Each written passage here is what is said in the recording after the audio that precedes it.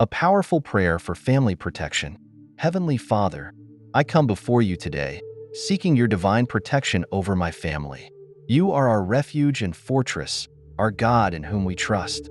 Cover us with your mighty wings and shield us from all harm, danger, and evil. Surround our home with your angels and let no weapon formed against us prosper.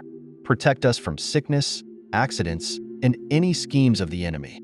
May your presence dwell in our hearts and our home, filling us with peace, love, and unity.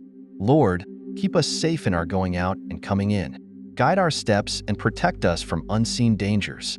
Guard our hearts and minds from fear and worry, reminding us that you are always with us. Strengthen our faith, Lord, so that no matter what challenges arise, we will stand firm, knowing that you are in control. Help us to love and support one another, to walk in kindness, patience, and understanding.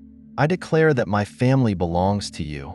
O God, no evil shall befall us, no disaster shall come near us, for you have commanded your angels concerning us to guard us in all our ways.